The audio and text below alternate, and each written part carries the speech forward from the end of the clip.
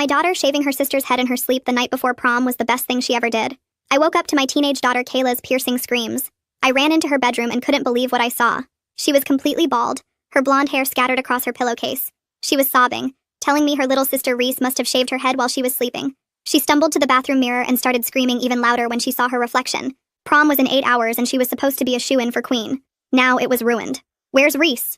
I demanded, and my husband found her sitting on her own bed in her unicorn pajamas with his electric razor on her nightstand. "Reese, what did you do?" I asked, trying not to scream while Kayla sobbed in the bathroom. "I had to stop her from going to prom," Reese said in that small voice she uses when she knows she's in trouble but thinks she did the right thing.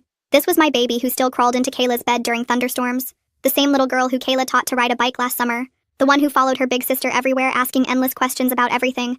I couldn't believe she would sabotage her sister's big night like this. Before I could respond, the doorbell rang. Kayla's boyfriend Steven let himself in like he always did on Saturday mornings. He came upstairs calling about corsage colors and stopped dead when he saw Kayla's bald head. "What the hell happened to your hair?" he asked, then quickly rearranged his face into concern. "Baby, don't cry. We can fix this. Maybe get you a nice wig. You'll still be the prettiest girl there." Kayla was crying harder now. Steven pulled her against him while glaring at me like this was my fault. "Did Reese do this?" "I always said that kid was weird. This is assault, Mrs. Adams." Reese appeared in the bathroom doorway, still in her unicorn pajamas. "I cut off all her hair so she couldn't go to prom with you because you're mean to her." "Reese!" I yelled, but she kept talking in that determined little kid voice. "You hurt my sister all the time. I see the purple marks on her arms where you grab her too hard." The bathroom went silent. Steven laughed, but it sounded forced. "Kids make up crazy stories, Mrs. Adams. Tell her, Kayla.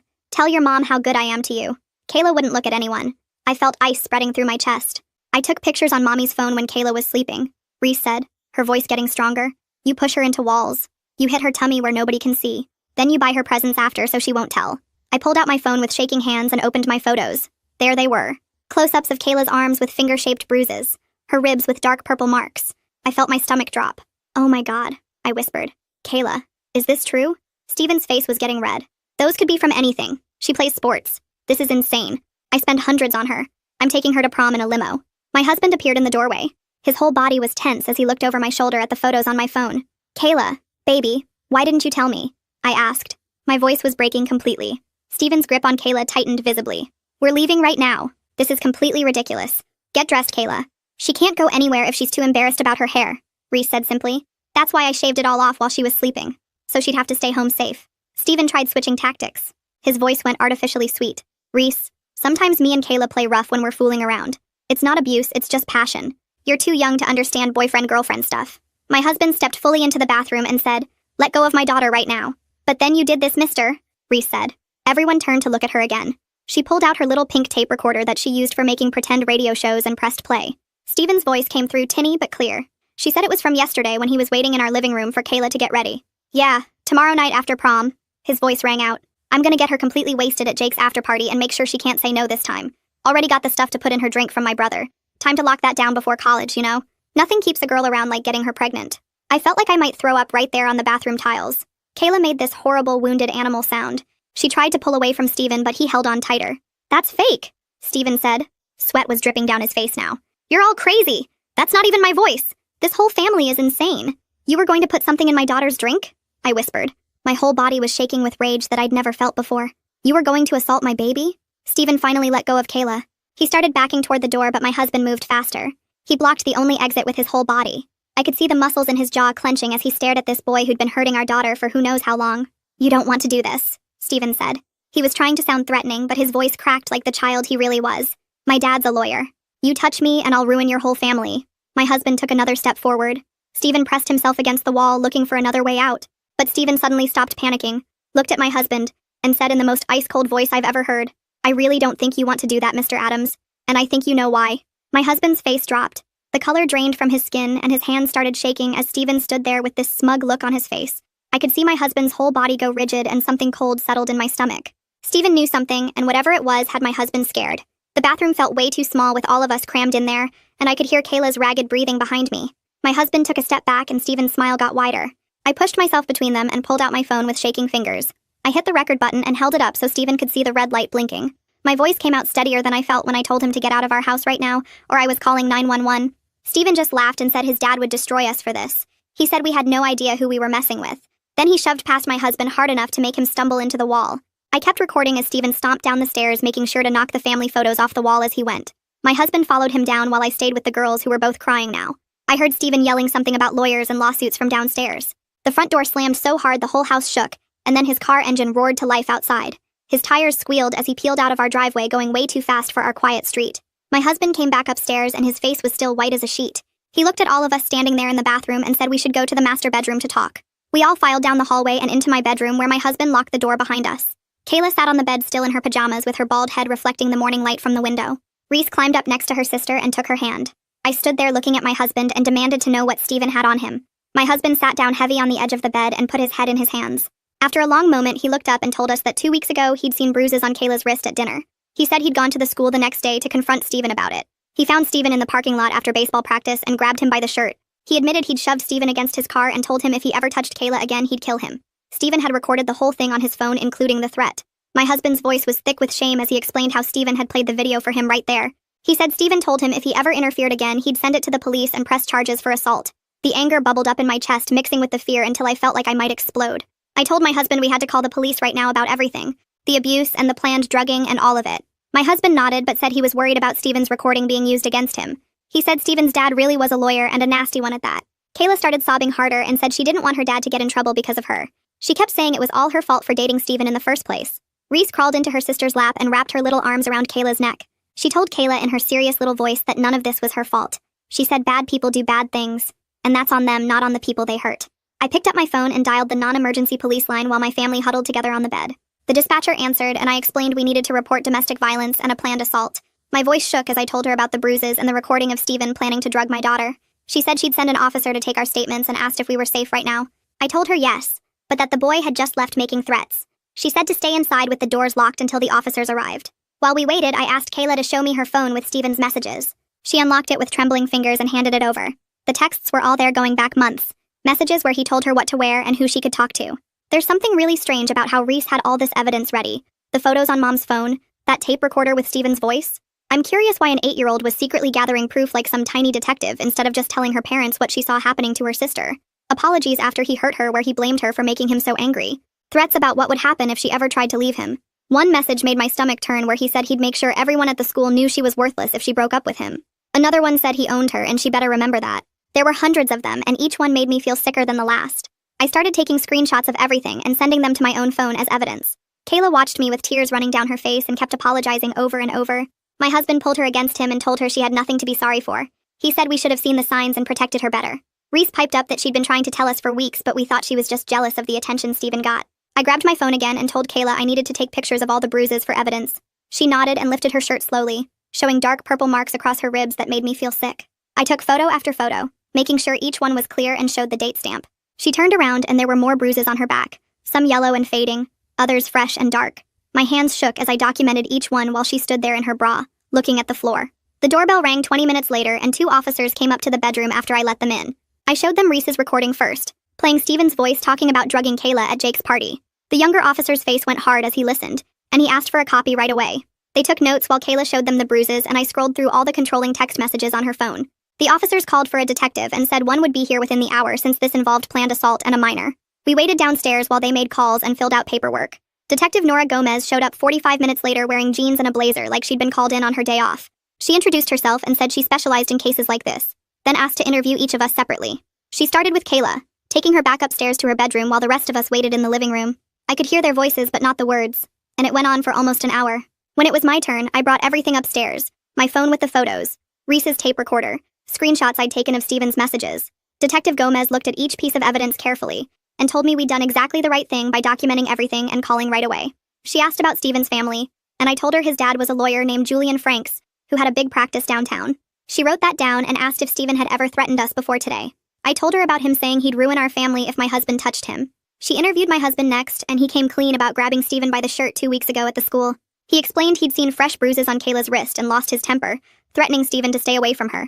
Detective Gomez said she understood a father's protective instinct, and while it wasn't ideal, she'd note the context in her report. When she interviewed Reese, our little girl sat up straight and explained in her serious voice why she'd shaved Kayla's head. She said she knew it was wrong, but she had to keep her sister safe from the bad boyfriend who was going to hurt her worse at prom. The detective actually smiled and told Reese she was very brave for protecting her sister, even if cutting hair wasn't the best way to do it.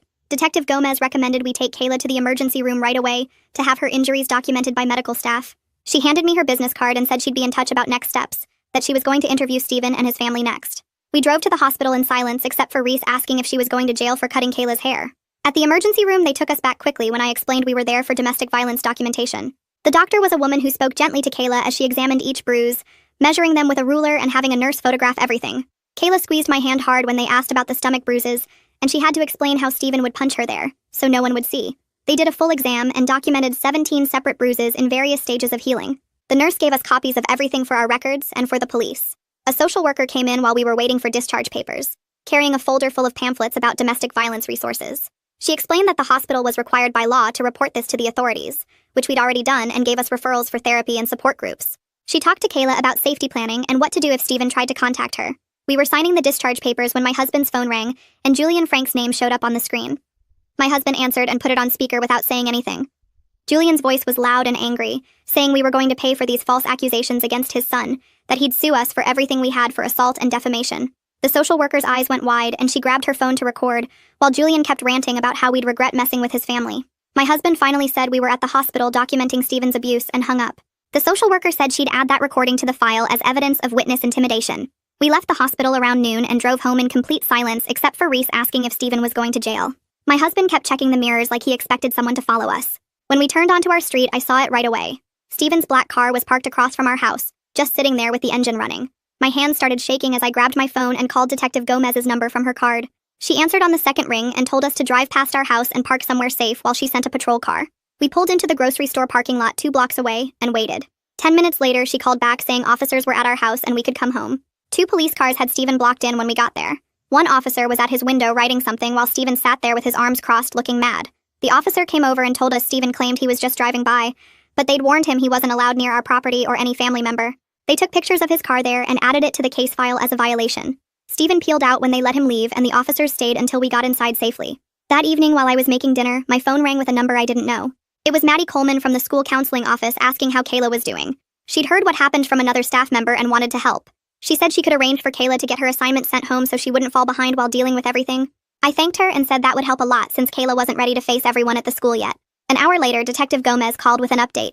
She'd tracked down Jake and interviewed him about the party plans for after prom. Jake got really nervous and admitted Steven had asked him to make sure Kayla's drinks were extra strong that night. Steven had also mentioned getting something special from his brother to put in them. The detective said Jake seemed scared and was cooperating fully now that he understood how serious this was. She also told me she'd looked into Steven's older brother Tyson Grimes, who had 3 arrests for drug stuff, including selling pills to kids at the community college. She was working with a judge to get a warrant to search Steven's phone and car for evidence. The next morning, a woman from Child Protective Services called saying they needed to do a home visit since minors were involved in witnessing domestic violence. My stomach dropped even though I knew we hadn't done anything wrong. She scheduled it for the next day and said it was just standard procedure to make sure the kids were safe. That night was awful. Every car that drove by made us jump. My husband got up 3 times to check the locks on all the doors and windows. Around midnight, I heard crying from Kayla's room and found both girls in her bed. Reese had crawled in with her big sister and they were holding each other tight. Kayla's face was wet with tears, and Reese was rubbing her back the way Kayla used to do for her during thunderstorms. I sat on the edge of the bed and smoothed their hair until they both fell asleep. The CPS worker showed up right at 9 the next morning with a clipboard and a serious face. She interviewed each kid separately in their rooms while my husband and I waited in the kitchen. She spent almost an hour with Kayla asking about our home and if she felt safe here. Then she talked to Reese, who apparently told her all about why she cut Kayla's hair and showed her the pictures she took. When she finished, the worker actually smiled and said we were handling this situation really well. She found no concerns about our parenting and said she was impressed with how protective the girls were of each other. She gave us some pamphlets about trauma and kids before she left. That afternoon, I got a call from someone named Tabitha Wise who said she was a victim advocate assigned to help us. She explained we could file for an emergency protective order to keep Steven away legally. She walked me through all the paperwork over the phone and said she'd help us prepare everything with our evidence. Reese taking pictures before the haircut shows some serious planning skills for someone her age. This kid thought 3 steps ahead like she's playing chess while everyone else is stuck on checkers. We spent 2 hours going through all the photos, recordings, and documentation from the hospital. She said our case was really strong and a judge would probably grant it right away. The next day, a certified letter arrived from Julian Frank's law office. My husband opened it and his face went red as he read. It was 3 pages of legal threats saying we'd assaulted his son and made false accusations that were damaging his reputation. It said we'd be sued for everything we had if we didn't drop the charges immediately. It also mentioned the incident with my husband grabbing Steven's shirt at the school, saying that was assault on a minor. My husband's hands were shaking as he took pictures of every page and forwarded them to Detective Gomez. She called back within minutes saying this was perfect evidence of witness intimidation and to keep any other threats documented. Monday morning came too fast, and Kayla had to go back to the school wearing a beanie to cover her bald head. I drove her myself because she was too scared to take the bus with everyone staring at her. The parking lot was already buzzing when we pulled up, and I could see kids pointing at our car through the windows. Kayla grabbed my hand so tight it hurt as we walked through the front doors together. The whispers started right away, and I heard one girl say something about Kayla making everything up for attention. Another group of kids moved closer to us, and one boy told Kayla they believed her, and Steven was a jerk anyway. The principal was waiting in the main office with a woman I recognized as Maddie Coleman from the counseling department. Maddie took us into her office and pulled out a new class schedule for Kayla that had different routes through the building. She explained that security guards would be watching for Steven, and they changed Kayla's locker to a different hallway completely. Maddie walked us through the new path to each class and showed Kayla a safe room she could use if she felt scared. My phone rang while we were walking, and it was Detective Gomez saying she had news about the search warrant. She'd gone to Steven's car that morning with other officers and found a small plastic bag stuffed under the driver's seat. The pills inside looked like Rohypnol, and they were rushing them to the lab for testing, but she was pretty sure what they'd find. Within 2 hours, Steven was in handcuffs being walked out of his house while neighbors watched from their driveways. Detective Gomez called again to say he was charged with possession of controlled substances and conspiracy to commit sexual assault. His dad bailed him out before dinner, but at least there was an official case number now and real charges filed. 3 days later, we sat in a courtroom for the emergency protective order hearing with Tabitha Wise beside us. I had to stand up and tell the judge everything about the abuse while Kayla sat there shaking in her chair. The judge listened to Reese's recording of Steven planning to drug Kayla, and his face got harder with every word. He asked my husband about grabbing Steven's shirt at the school, and my husband admitted everything, but explained he was protecting his daughter. The judge said he understood a father's reaction, and focused on the pattern of abuse Steven showed over months. Steven's lawyer tried to argue this was just teenage drama that got blown out of proportion, but the judge wasn't buying it.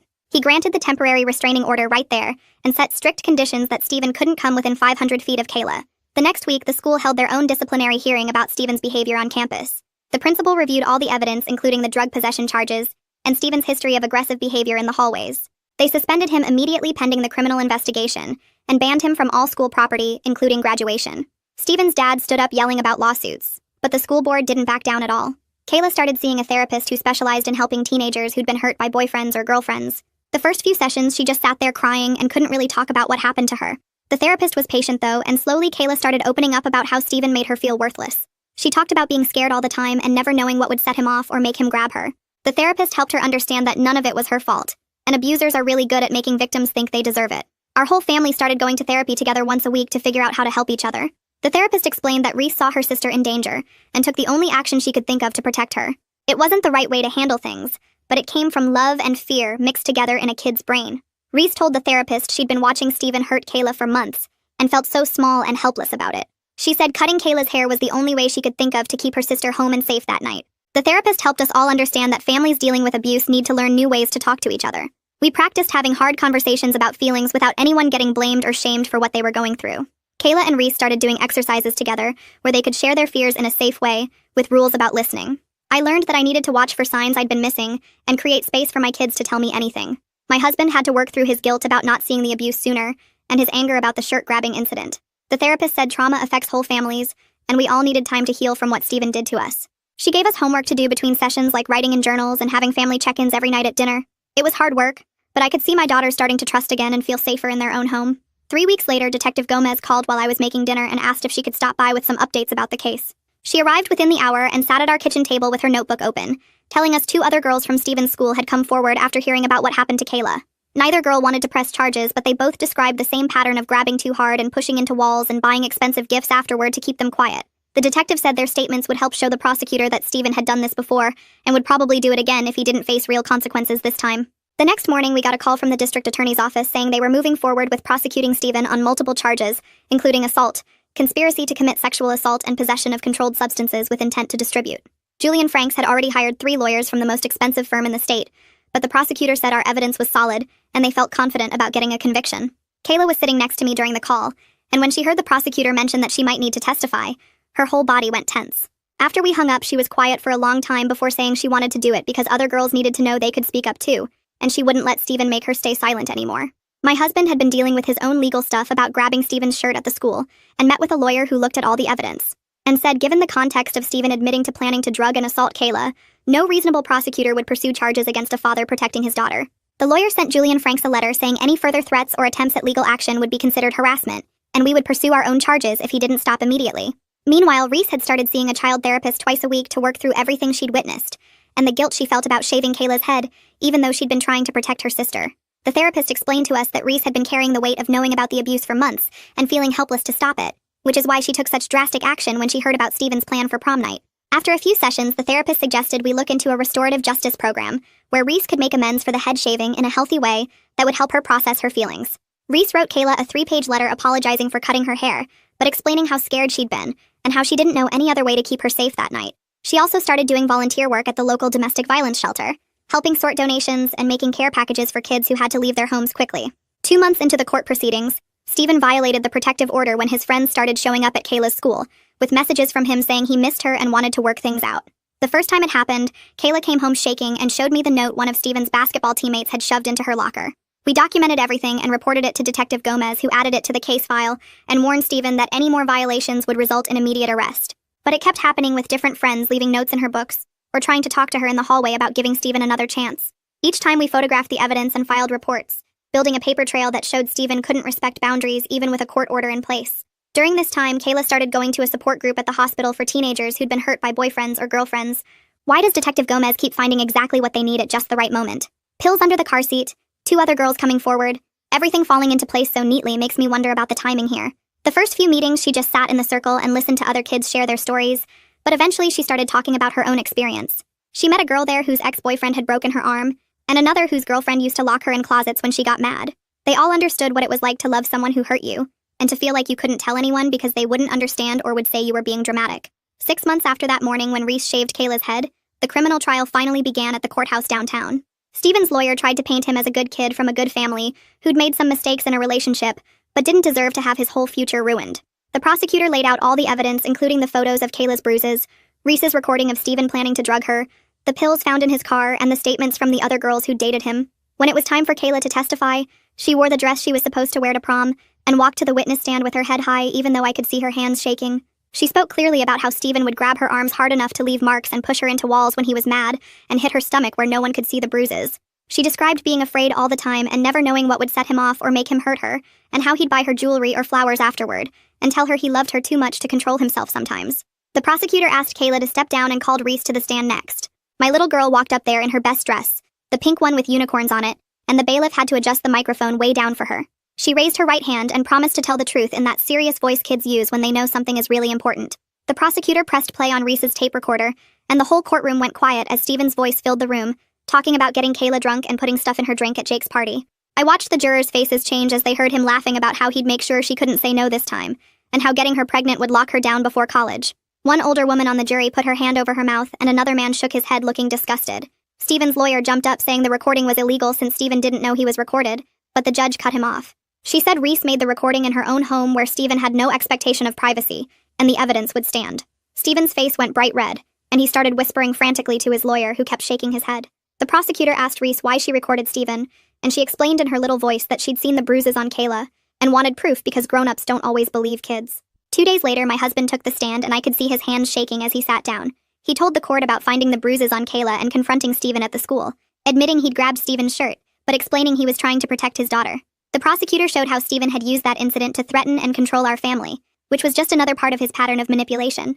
Steven's lawyer tried to make my husband look like the aggressor, but the jury wasn't buying it after everything they'd heard. On the 3rd day of testimony, after hearing from the detective about the drugs found in Steven's car and testimony from 2 other girls who dated him, the jury went to deliberate. We waited in the hallway for 4 hours drinking bad coffee from the vending machine and jumping every time the door opened. When they called us back in, the foreman stood up and read guilty on all the major charges, including assault, conspiracy to commit sexual assault, and possession of controlled substances. Steven's face went white and his mom started crying while his dad Julian just sat there with his jaw clenched. 3 weeks later at sentencing, the judge gave Steven 2 years in juvenile detention, 3 years probation after that, mandatory counseling, and a permanent restraining order keeping him away from Kayla. Julian Franks cornered us in the parking lot afterward, his face red as he threatened appeals and civil suits, saying we'd ruined his son's future over teenage relationship drama. My husband stepped right up to him and told him in this calm, cold voice that his son was a predator who finally got caught, and maybe if Julian had been a better father, none of this would have happened. Julian looked like he wanted to hit my husband, but there were cops everywhere, so he just got in his Mercedes and drove away. With Steven locked up, something changed in Kayla almost immediately. She started sleeping through the night again and stopped jumping when doors slammed. She decided she wanted to help other girls recognize the warning signs of abuse and started working with the school counselor to plan assemblies where she could share her story. The first time she spoke in front of the whole junior class, her voice shook, but she kept going, explaining how Stephen had isolated her from friends and made her think the abuse was her fault.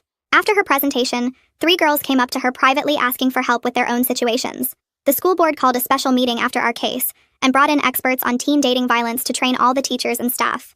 They created new protocols for reporting suspected abuse and started teaching healthy relationship classes in health education. The principal told us they'd had no idea how common this problem was until Kayla's case opened their eyes. Meanwhile, Kayla's hair started growing back in soft, fuzzy patches that she'd run her hand over constantly. She tried different hats and scarves at first, then decided she actually liked the super short look and kept it buzzed for a while.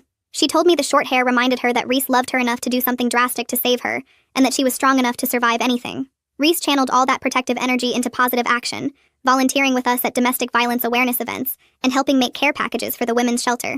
She decorated each package with her drawings and write notes saying things like, "You're brave and you deserve to be safe." The shelter coordinator said Reese's packages always made the women smile even on their worst days. My husband started leaving work early on Thursdays to be home when the girls got back from the school, something he'd never done before in 15 years of marriage. We'd sit at the kitchen table with cookies and milk while they did homework, asking about their day and really listening to the answers instead of just going through the motions. Every Sunday night, we had family meetings where anyone could bring up anything they wanted to talk about without judgment. Kayla started opening up about small things at first, like feeling anxious about a test or frustrated with a friend, then bigger stuff about learning to trust her own judgment again. Reese would share her drawings from art therapy and explain what the colors meant about her feelings that week. 6 months passed faster than I expected, filled with therapy appointments and court dates, and slowly rebuilding normal life. Our family dinners got louder again with actual laughter, instead of the tense silence we'd had when Stephen was around.